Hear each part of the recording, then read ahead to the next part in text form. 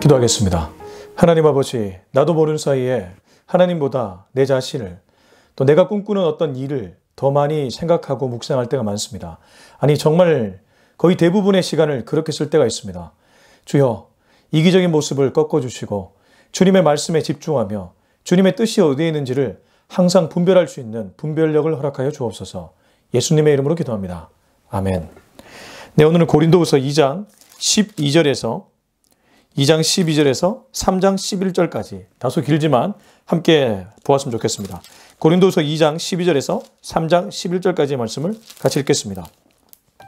내가 그리스도의 복음을 위하여 드로아의 이름에 주 안에서 문이 내게 열렸을 때 내가 내 형제 디도를 만나지 못하므로 내 심령이 편하지 못하여 그들을 작별하고 마게도냐로 갔노라.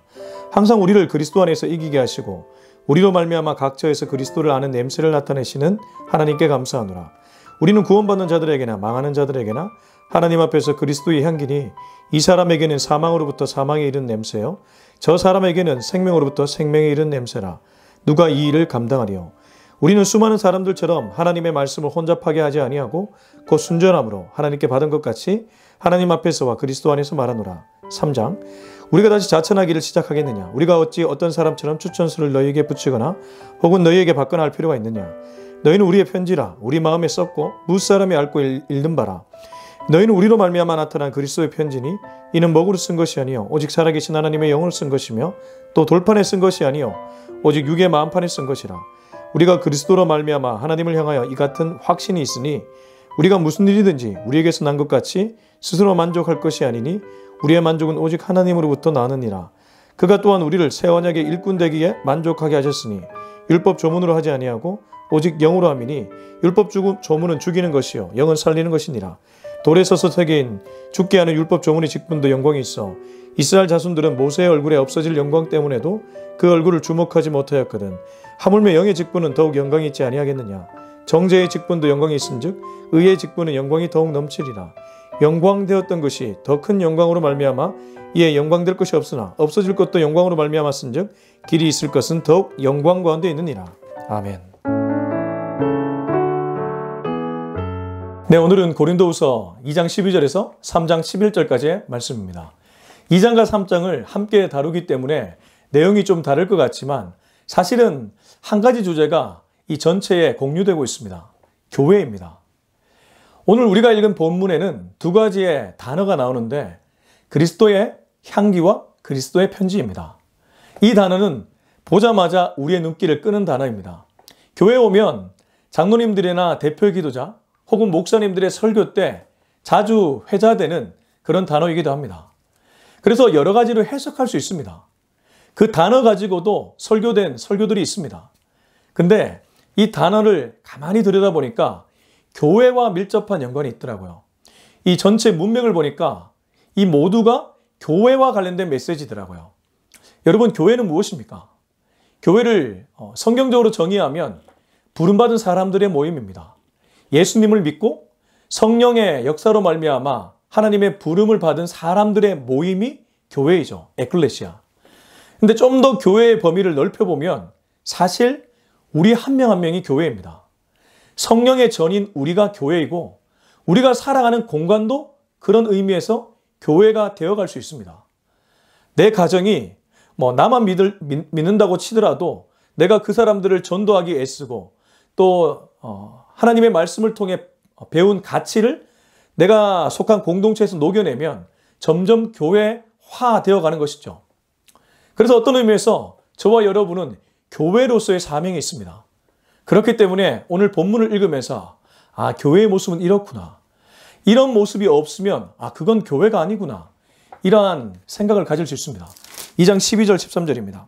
내가 그리스도의 복음을 위하여 드로아의 이름에 주 안에서 문이 내게 열렸을 때 내가 내 형제 디도를 만나지 못하므로 내 심령이 편하지 못하여 그들을 작별하고 마게도냐로 갔느라.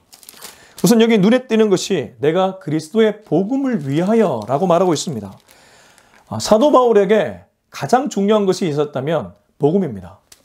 그는 예수님을 다메섹 도상에서 만난 이후 이방인의 사도로 부름을 받았습니다. 이방인의 사도라는 것이 무엇입니까? 저 바깥에 있는 이방인들에게 복음을 전하는 사도로 부름받았다는 겁니다.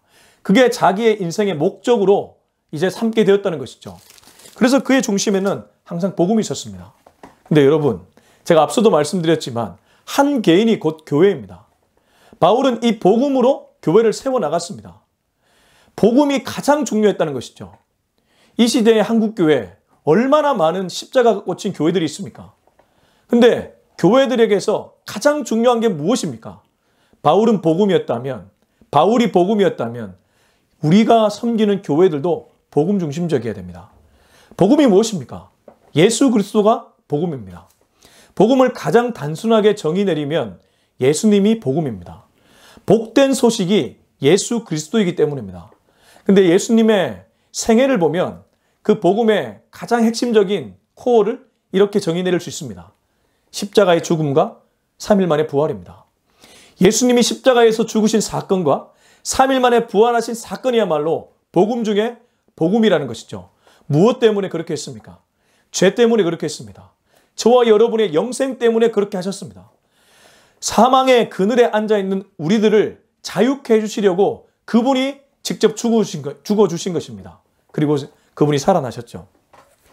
바울은 그 복음을 사역의 가장 우선순위, 교회를 개척할 때도 가장 우선순위, 어떤 지역에 여행을 갈 때도 가장 우선순위에 삼았습니다. 이 시대의 한국교회가 가장 우선순위에 둬야 될 것은 복음입니다. 사람이 아니라 복음만이 가장 우선에 있어야 된다는 뜻입니다. 강대상에서 윤리적 설교, 도덕적 설교가 아니라 복음 중심적 설교가 선포되어야 됩니다. 복음이야말로 사람을 변화시키고 사람을 살려내기 때문입니다. 우리가 뒤에 다루겠지만 3장에 가면 율법 조문과 영의 조문을 바울이 비교하고 있습니다. 이건 역시 복음의 관점으로 해석할 수 있습니다. 율법 조문이 구약의 율법과 관련되어 있다면 영의 조문은 신약의 예수 그리스도의 복음과 관련이 깊습니다. 물론 그렇게 무 자르듯이 자르면 안 되겠지만 굳이 비교하자면 그렇다는 뜻입니다. 13절입니다. 12절 끝에 보면 이 복음 때문에 드로아에 이르렀던 바울은 주 안에서 문이 활짝 열렸다고 얘기합니다. 이 드로아라는 지역이 바울의 인생에 있어서 굉장히 터닝 포인트가 되는 그런 장소였습니다. 사도행전 16장에 가면 바울이 가려고 했던 지역이 있었습니다. 근데 그 지역을 가지 못하고 성령이 막아서 다른 지역으로 가게 되는데 그때 드로아에서 마게도냐 환상을 꾸고 마게도냐 첫 성인 빌립보로 가게 됩니다. 완전히 전환이 되는 사건이었는데 성령의 막음과 성령의 이끄심으로 그가 빌립보 가서 복음 전할 때 자색 옷감 장사 루디아가 복음을 접하게 되고 그로 인해 빌립보 교회가 태동되게 됩니다. 하나님은 내가 생각하는 계획 너머에서 또 다른 계획을 세우셨고 그 계획으로 갔더니 엄청난 열매가 맺어지게 된 것이죠. 그 장소가 드로아였습니다. 그가 드로아에서 복음 전했을 때 드로아 사람들의 밭이 좋았던 것인지 성령의 역사였던 것인지 주 안에서 문이 열렸다고 합니다. 복음의 문이 열렸습니다. 성령께서 열어주셨습니다. 여러분, 성령이 열면 닫을 자가 없죠. 그래서 이렇게 복음을 멋지게 전했고 사람들의 눈빛이 변화되고 삶이 변화되는 것을 목격했습니다. 그런데 13절에 보면 내가 내 형제 디도를 만나지 못함으로 내 심령이 변하지 못하여 그들을 작별하고 마게도냐로 갔노라. 이렇게 복음을 전해 정말 영적 열매를 거두었음에도 불구하고 바울의 심정에는 불편함이 있었습니다. 이유는 단순합니다. 디도를 만나지 못해 고린도 교회에 가지 못했기 때문입니다. 고린도 교회 소식을 듣지 못했기 때문입니다. 디도를 만나지 못함으로 말미암아 고린도 교회 소식을 못 들으니까 이 사도의 마음에는 여전히 불편함이 있었던 것이죠. 여러분, 우리가 꿈꾸는 일이 이루어지면 그 성공에 도취되게 됩니다. 대부분의 사람이 그렇습니다. 그런데 바울은 자기가 꿈꾸는 드로아 복음화를 이뤄냈음에도 불구하고 여전히 고린도 교회 때문에 한쪽 마음이 불편합니다. 열 손가락 깨물어 안 아픈 손가락 없다고 자식을 키우면서 잘 안 되는 자식 때문에 힘들어하는 그런 부모의 마음처럼 바울은 교회를 향해 이런 마음을 갖고 있었다는 것입니다. 제가 앞서 오늘 본문은 교회라는 눈으로 볼 때 본문이 좀 더 잘 와닿는다 이렇게 말씀드렸습니다. 첫 번째는 복음이 중요했습니다. 두 번째는 성령의 역사가 중요했습니다. 세 번째는 한 영혼을 생각하는 안타까운 아비의 심정입니다. 목자의 심정입니다. 바울은 그것 때문에 불편함을 느꼈고 그래서 마게도나로 다시 갔습니다. 14절에서 바울은 이런 얘기를 하고 있습니다. 항상 우리를 그리스도 안에서 이기게 하시고 우리로 말미암아 각처에서 그리스도를 아는 냄새를 나타내시는 하나님께 감사하노라.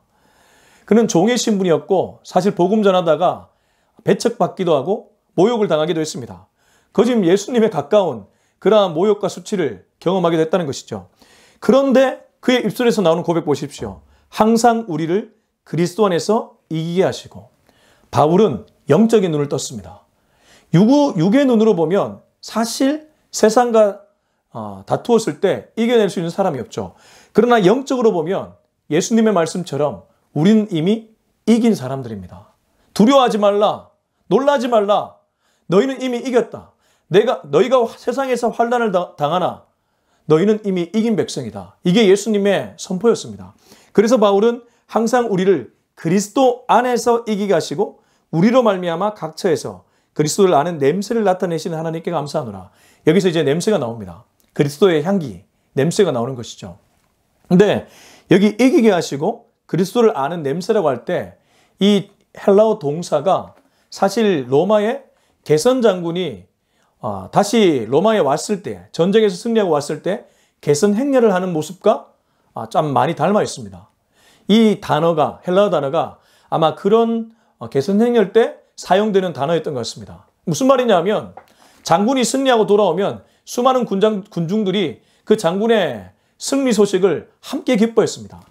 바울은 그런 기분으로 그리스도 안에서 이기게 하셨다고 표현하고, 그리고 그렇게 개선 장군의 행렬이 있을 때 뒤에 막 불을 피우는 무리들이 있었습니다. 그 불냄새가 곧 이김의 냄새였다는 것이죠. 바울은 지금 그 얘기를 함께 하고 있는 것이죠. 우리로 말미암아 각처에서 그리스도를 아는 냄새, 영적으로 이기는 이 냄새를 나타내시는 하나님께 감사하노라. 그래서 우리가 가는 지역에, 우리가 가는 곳곳마다 그리스도로 말미암아 향기가 풍겨져야 되는데 이 향기는 영적으로 이기는 향기입니다. 여러분, 이긴다는 표현 굉장히 교만해 보이지만 그렇지 않습니다. 육적으로는 이긴다는 표현이 굉장히 교만한 표현 같고, 그리고 좀 상대를 긴장하게 만드는 표현 같지만 영적으로 보면 우리는 영적 전쟁에서 이겨야 되는 존재들입니다. 그분이 이겼기 때문에 우리도 함께 그분을 따라가 이겨야 할 존재들입니다. 그렇기 때문에 바울의 이 고백은 입술에서부터 벌써 이김을 선포하고 있다는 그런 뜻을 갖고 있습니다. 저와 여러분도 이렇게 살아야 될 줄로 믿습니다. 15절입니다. 우리는 구원받는 자들에게나 망하는 자들에게나 하나님 앞에서 그리스도의 향기니. 이제 본격적으로 그리스도의 향기라는 표현이 나옵니다. 근데 여기 눈여겨볼 것이 구원받는 자들은 그리스도의 향기인 걸 알겠는데 망하는 자들에게도 하나님 앞에서 그리스도의 향기라고 합니다. 본질은 변하지 않는다는 것이죠. 우리가 복음을 접한 이 복음은 변하지 않는다는 것입니다. 예수 그리스도는 변하지 않는다는 것이죠. 근데 이 시대의 교회들이 어떻습니까? 정말 처음 시작했을 때의 마음을 끝까지 견지하는 교회들이 상당히 적습니다. 여러분 동의하지 않습니까? 여러분 주변의 교회들을 보십시오. 목회자들을 보십시오. 교회 리더십들을 보십시오. 처음에 시작했을 때 누가 순전하고 순수한 마음으로 시작하지 않았겠습니까? 시간이 가면서 사람들이 몰려듭니다.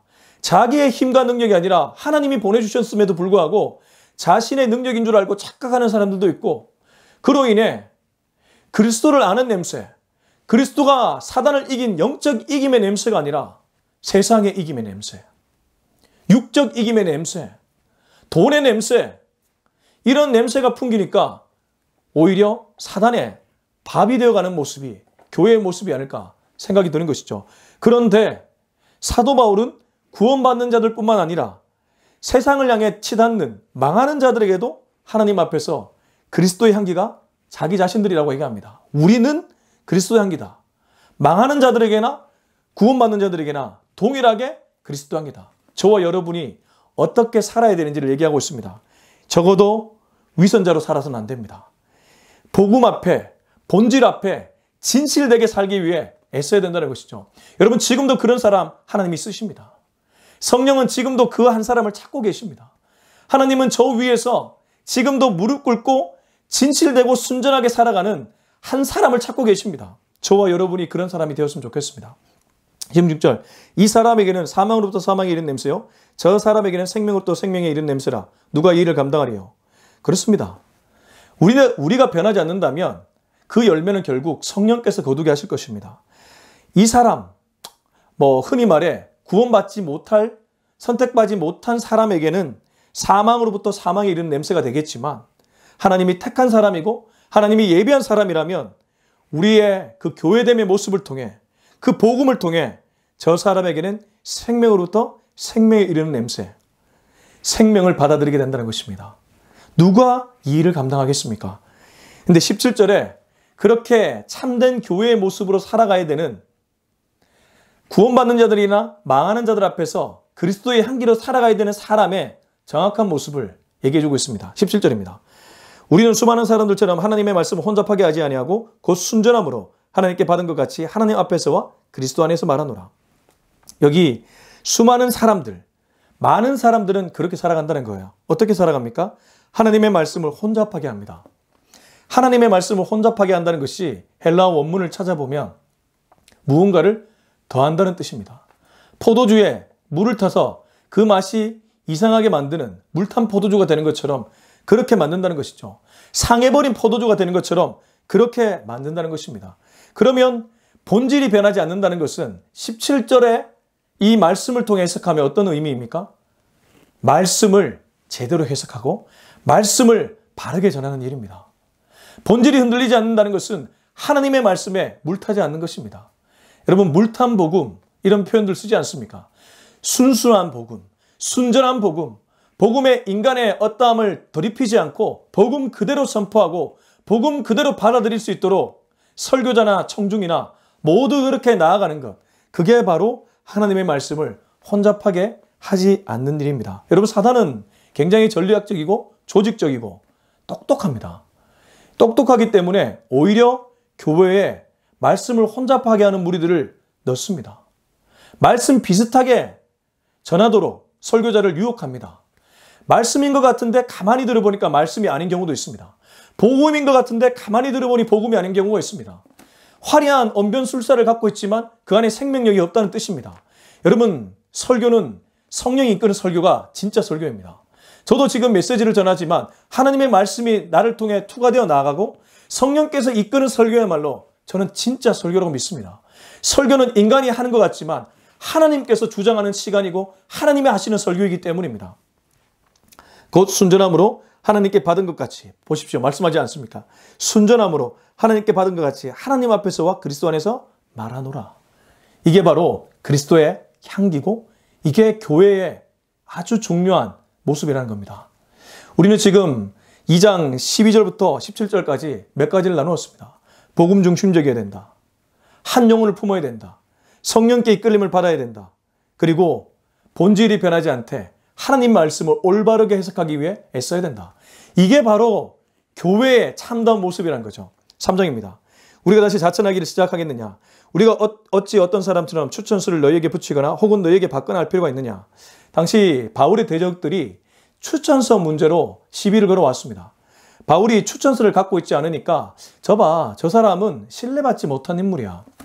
지금도 교육자를 청빙할 때 지원하는 서류 중에 이력서와 자기소개서 그리고 추천서가 있습니다.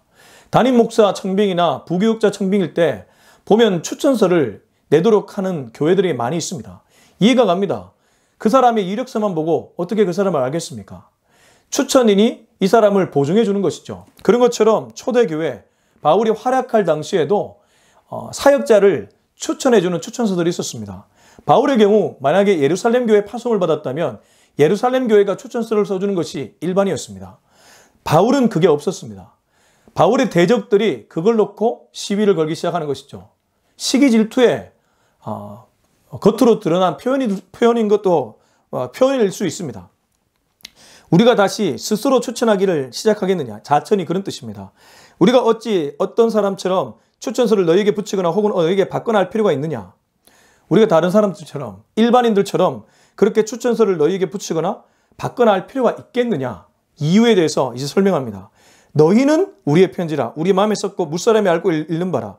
너희는 우리로 말미암아 나타난 그리스도의 편지니 이는 먹으로 쓴 것이 아니요 오직 살아계신 하나님의 영으로 쓴 것이며 또 돌판에 쓴 것이 아니요 오직 육의 마음판에 쓴 것이라.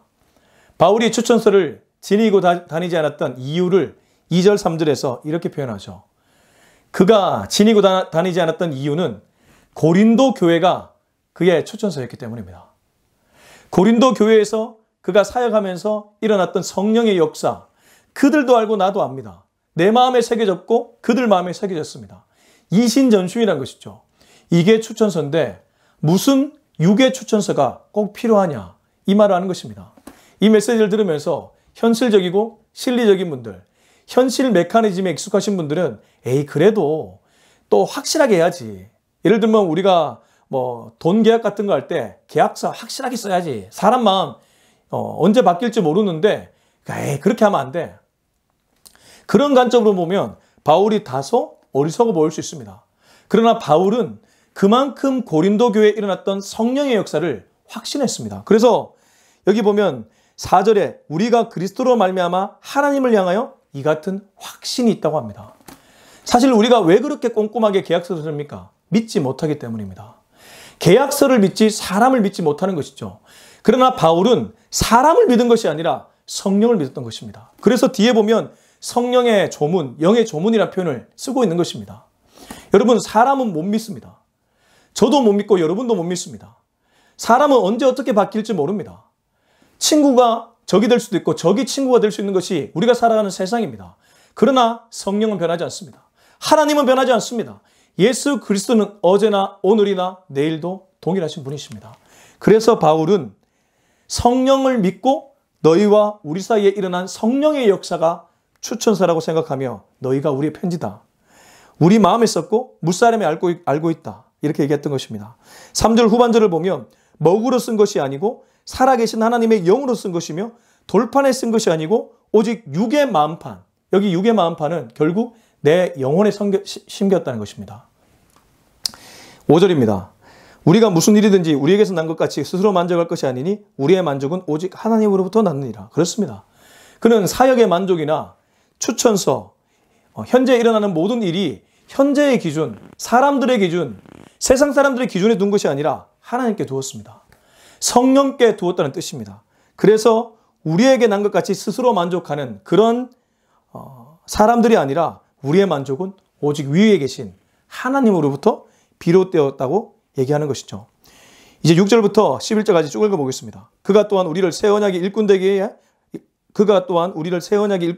만족하게 하셨으니 율법 조문으로 하지 아니하고 오직 영으로 함이니 율법 조문은 죽이는 것이요 영은 살리는 것이니라. 돌에 써서 새긴 죽게 하는 율법 조문의 직분도 영광이 있어 이스라엘 자손들은 모세의 얼굴에 없어질 영광 때문에도 그 얼굴을 주목하지 못하였거든. 하물며 영의 직분은 더욱 영광이 있지 아니하겠느냐. 정죄의 직분도 영광이 있은즉 의의 직분은 영광이 더욱 넘치리라. 영광되었던 것이 더 큰 영광으로 말미암아 이에 영광될 것이 없으나 없어질 것도 영광으로 말미암은즉 길이 있을 것은 더욱 영광 가운데 있느니라.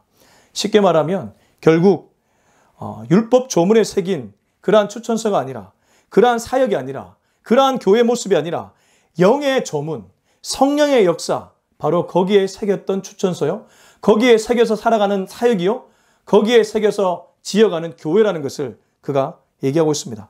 그것이 바로 새 언약의 일꾼이라는 것이죠. 그가 또한 우리를 새 언약의 일꾼 되기에 만족하게 하셨으니, 그가 하나님이 우리를 새 언약의 일꾼으로 세웠고 율법 조문이 아니라 오직 성령의 역사를 했고, 율법 조문은 죽이지만 성령은 살린다고 합니다. 그래서 여러분, 구약의 율법, 구약에도 율법만이 아니라 복음도 있습니다. 근데 복음이 희미하게 있죠. 복음이 예수 그리스도라면 구약의 예수 그리스도는 희미하게 나타났기 때문입니다. 그래서 어떤 신학자는 구속사의 점진적 발전이라고 표현합니다. 구약에서 신약으로 가는 과정이 예수님이 점점점 희미하다는 것이 분명하게 드러난다는 것이죠. 아무튼 이 율법 조문은 폐기될 것은 아니지만 살리지는 못합니다. 모두가 율법 아래 있으면 정죄받습니다. 그러나 성령은 어떻습니까? 정죄하지 않습니다. 오히려 우리를 죄와 사망의 법에서 해방시켜 주십니다. 살려준다는 것이죠. 교회가 무엇입니까? 죽이는 공동체가 아니라 살리는 공동체입니다. 복음이 무엇입니까? 죽이는 것이 아니라 살립니다. 근데 여러분, 설교를 들으면서 내용이 죽어가고 있고 말라가고 있다면 무언가 잘못되었다는 징조입니다. 메시지가 나를 살아나게 만든다면 그 메시지는 하나님의 메시지지만, 성령의 메시지지만 내가 죽어가고 있다면 죄송하지만 그 목회자나 그 설교자가 자칫 하나님의 말씀을 잘못 전하고 있는 것일 수도 있습니다. 여기 교회는 죽이는 곳이 아니라 살리는 곳이라고 얘기합니다. 돌에 서서 새긴 죽게 하는 율법 조문의 직분도 영광이 있다고 합니다. 영광이 있었죠. 모세의 그 언약의 두 돌판도 분명히 영광이 있었습니다. 이스라엘 자손들은 모세의 얼굴에 없어질 영광 때문에도 그 얼굴을 주목하지 못하였거든. 하물며 영의 직분은 더욱 영광이 있지 아니하겠느냐.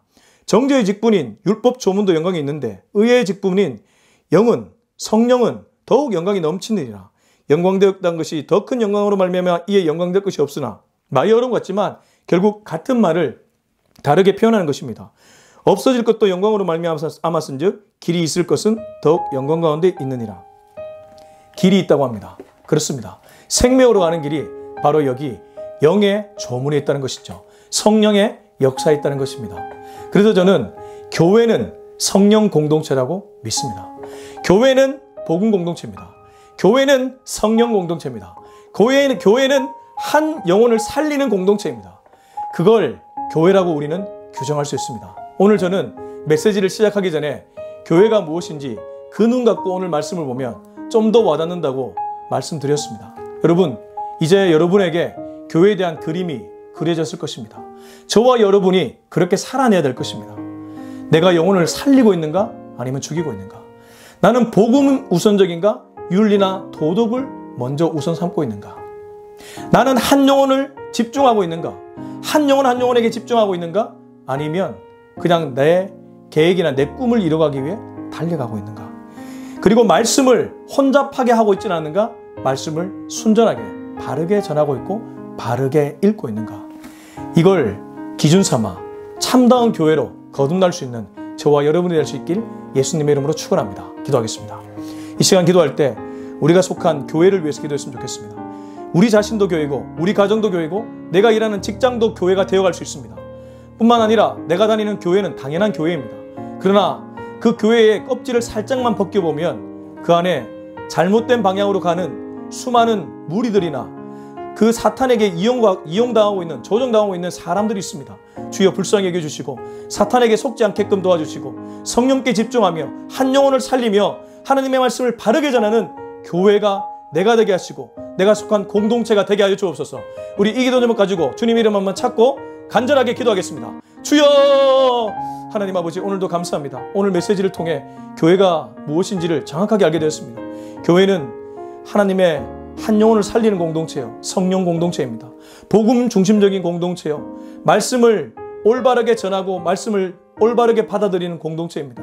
주여, 말씀을 혼잡하게 전하지 않도록 도와주시고 물타지 않도록 도와주시고 사람에게 비위 맞춘다고 메시지에 혹시라도 무언가를 타서 전하는 그런 잘못된 목회자가 되지 않도록 나를 막아주시옵소서. 하나님 아버지, 영혼이 살아나는 것을 보게 하여 주시고 성령으로 인해 영혼이 일어나고 영광 받으시는 하나님을 바라보며 달려가는 우리 한 명 한 명 교회가 되게 하여 주시옵소서. 그럴 때 하나님께서 우리를 통해 수많은 영혼들에게 복음의 빛을 비추게 하시고 그 영혼들이 사망의 그늘에서 다시 생명의 빛으로, 생명의 물가로 나오게 하실 줄로 믿습니다. 주여, 그렇게 일하여 주시옵소서. 이제는 우리 주 예수 그리스도의 은혜와 하나님의 다함없으신 사랑과 성령의 위로하심이 오늘 이 메시지를 듣고 복음 공동체, 성령 공동체, 한 영혼 공동체, 말씀 공동체로 빚어져 가기를 다짐하는 우리 모두의 머리 위에 지금부터 영원토록 함께하기를 간절히 축원하옵나이다. 아멘.